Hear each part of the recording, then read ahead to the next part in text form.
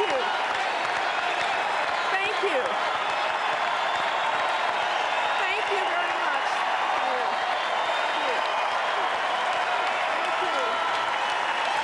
Thank you. Thank you. Thank you very much. Thank you. Thank you. Thank you. Thank you so much. Good evening. Good evening. Good evening. Good evening, distinguished delegates. Good evening, fellow Republicans. Good evening, my fellow Americans.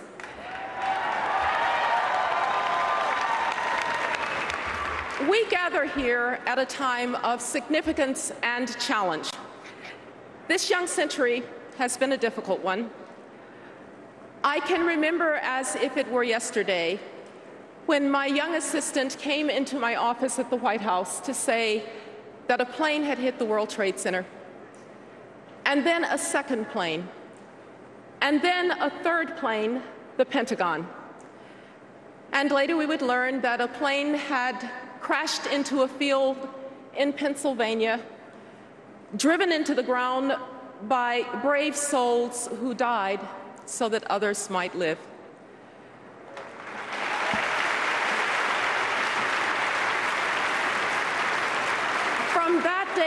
From that day on, our sense of vulnerability and our concepts of security were never the same again. Then in 2008, the global financial and economic crisis would stun us. And it still reverberates as we deal with unemployment and economic uncertainty and bad policies that cast a pall over an American economy and a recovery that is desperately needed at home and abroad. And we have seen that the desire for liberty and freedom is indeed universal as men and women in the Middle East rise up to seize it. Yet the promise of the Arab Spring is engulfed in uncertainty. Internal strife and hostile neighbors are challenging the young, fragile democracy of Iraq. Dictators in Iran and Syria butcher their people and threaten regional security.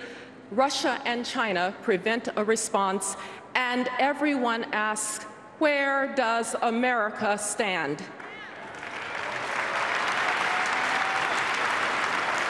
Indeed, that is the question of the hour. Where does America stand? You see, when friends or foes alike don't know the answer to that question unambiguously and clearly, the world is likely to be a more dangerous and chaotic place. Since World War II, the United States has had an answer to that question. We stand for free peoples and free markets. We will defend and support them.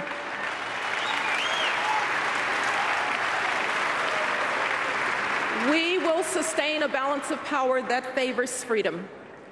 Now, to be sure, the burdens of leadership have been heavy. I know, as you do, the sacrifice of Americans, especially the sacrifice of many of our bravest in the ultimate sacrifice. But our armed forces are the sure shield and foundation of liberty, and we are so fortunate that we have men and women in uniform who volunteer. They volunteer to defend us at the front lines of freedom, and we owe them our eternal gratitude.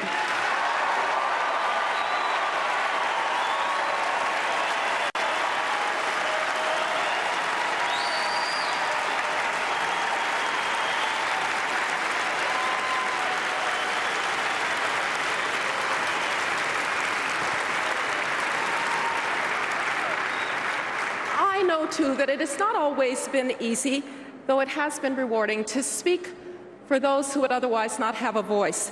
The religious dissident in China, the democracy advocate in Venezuela, the political prisoner in Iran. It has been hard to muster the resources to support fledgling democracies and to intervene on behalf of the most desperate. The AIDS orphan in Uganda, the refugee fleeing Zimbabwe, the young woman who has been trafficked into the sex trade in Southeast Asia. It has been hard. Yet this assistance, together with the compassionate work of private charities, people of conscience and people of faith, has shown the soul of our country.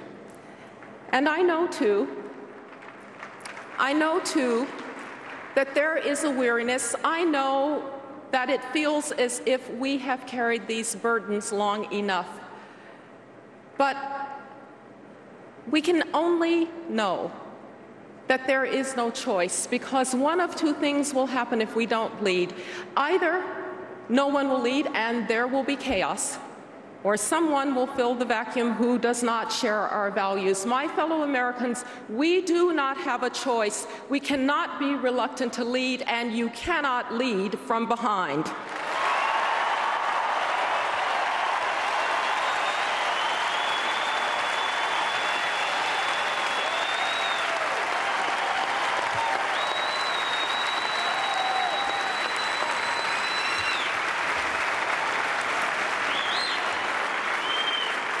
Mitt Romney and Paul Ryan understand this reality. Our well-being at home and our leadership abroad are inextricably linked. They know what to do. They know that our friends and allies must again be able to trust us. From Israel to Colombia, from Poland to the Philippines, our allies and friends have to know that we will be reliable and consistent and determined. And our foes can have no reason to doubt our resolve, because peace really does come through strength.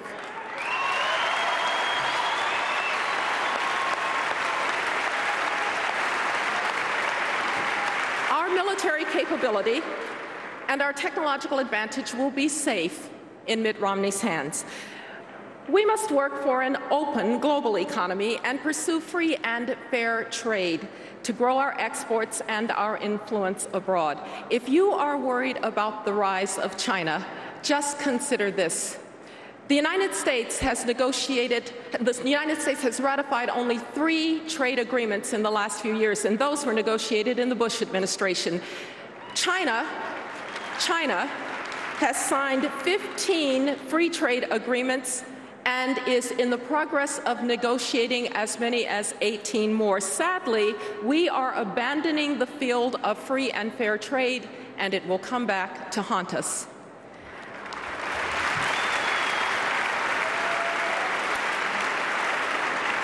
We must not allow the chance to attain energy independence to slip from our grasp. We are blessed with the gift of oil and gas resources here in North America, and we must develop them. We can develop them sensitively, we can develop them securing our environment, but we must develop them.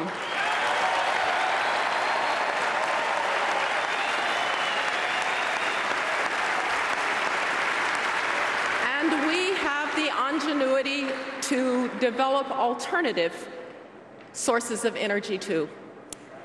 But most importantly, Mitt Romney and Paul Ryan will rebuild the foundation of our strength, the American economy, stimulating private sector growth and stimulating small business entrepreneurship.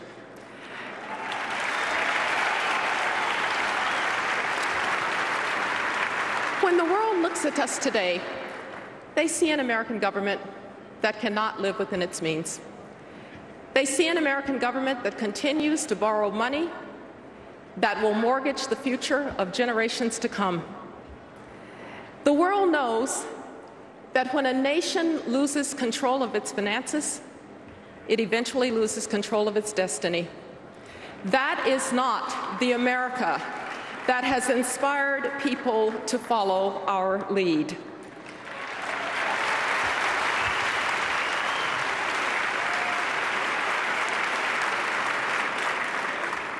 After all, when the world looks to America, they look to us because we are the most successful economic and political experiment in human history. That is the true basis of American exceptionalism. You see, the essence of America, what really unites us, is not nationality or ethnicity or religion. It is an idea. And what an idea it is.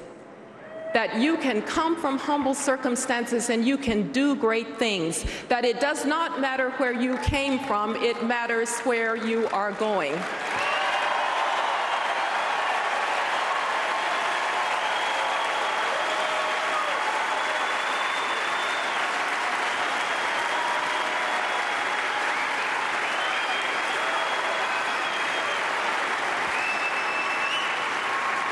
My fellow Americans, ours has never been a narrative of grievance and entitlement. We have never believed that I am doing poorly because you are doing well. We have never been jealous of one another and never envious of each other's successes.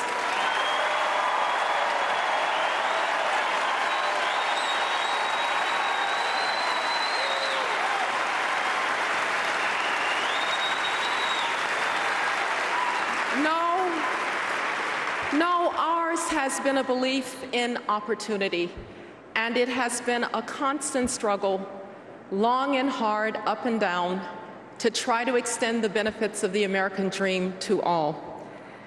But that American ideal is indeed endangered today. There is no country, no, not even a rising China, that can do more harm to us than we can do to ourselves if we do not do the hard work before us here at home.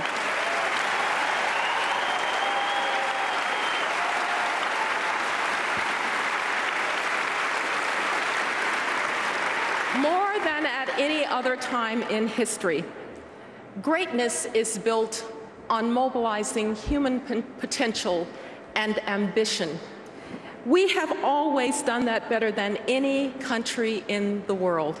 People have come here from all over because they have believed our creed of opportunity and limitless horizons. They have come here from the world's most impoverished nations just to make a decent wage, and they have come here from advanced societies as engineers and scientists to fuel the knowledge-based revolution in the Silicon Valley of California, in the Research Triangle of North Carolina, along Route 128 in Massachusetts, in Austin, Texas, and across this great land.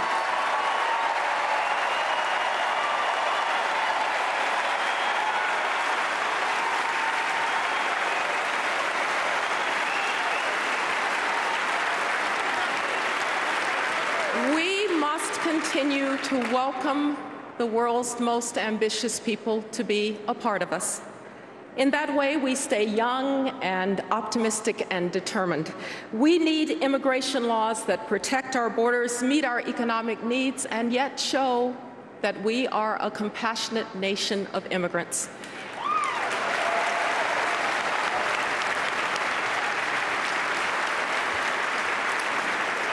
Been successful too because Americans have known that one's status at birth is not a permanent condition. Americans have believed that you might not be able to control your circumstances, but you can control your response to your circumstances.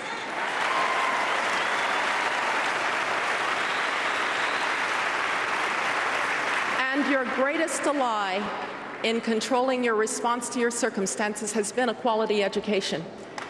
But today, when I can look at your zip code and I can tell whether you're going to get a good education, can I honestly say it doesn't matter where you came from, it matters where you're going? The crisis in K-12 education is a threat to the very fabric of who we are.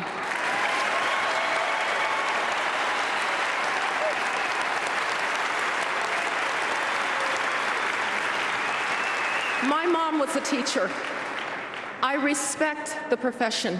We need great teachers, not poor ones and not mediocre ones. We have to have high standards for our kids because self-esteem comes from achievement, not from lax standards and false praise.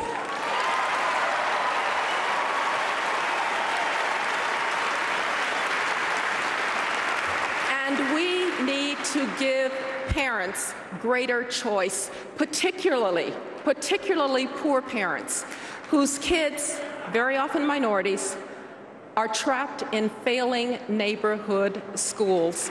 This is the civil rights issue of our day.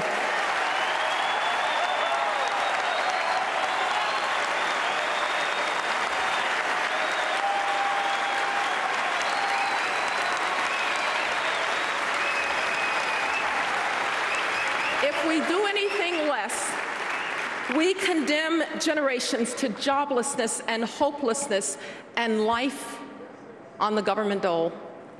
If we do anything less, we will endanger our global imperatives for competitiveness. And if we do anything less, we will tear apart the fabric of who we are and cement the turn toward entitlement and grievance. Mitt Romney and Paul Ryan will rebuild us at home, and they will help us lead abroad. They will provide an answer to the question, where does America stand? The challenge is real, and the times are hard. But America has met and overcome hard challenges before. Whenever you find yourself doubting us, just think about all those times that America made the impossible seem inevitable in retrospect. Our revolutionary founding against the greatest military power of the time, a civil war, brother against brother, hundreds of thousands dead on both sides, but we emerged a more perfect union. A second founding when impatient patriots were determined to overcome the birth defect of slavery and the scourge of segregation. A long struggle against communism, with the Soviet Union eventually in collapse and Europe whole, free, and at peace. And in the aftermath of 9/11, the willingness to take really hard decisions that secured us and prevented the follow-on attack that everybody thought preordained. And on a personal note,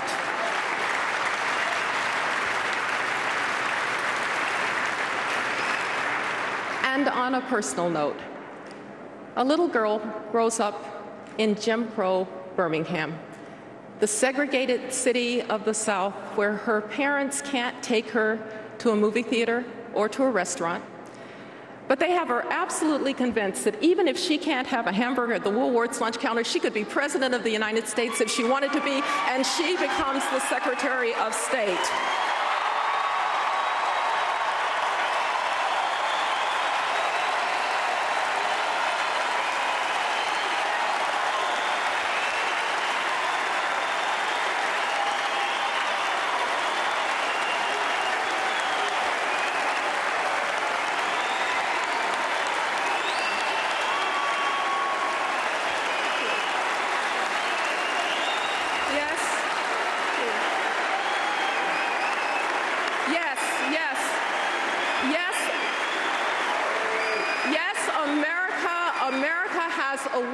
Of making the impossible seem inevitable in retrospect, but we know it was never inevitable. It took leadership, and it took courage, and it took belief in our values. Mitt Romney and Paul Ryan have the integrity and the experience and the vision to lead us.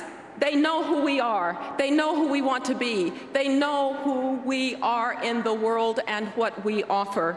That is why this is a moment and an election of consequence, because it just has to be that the freest and most compassionate country on the face of the earth will continue to be the most powerful and a beacon for prosperity and liberty across the world.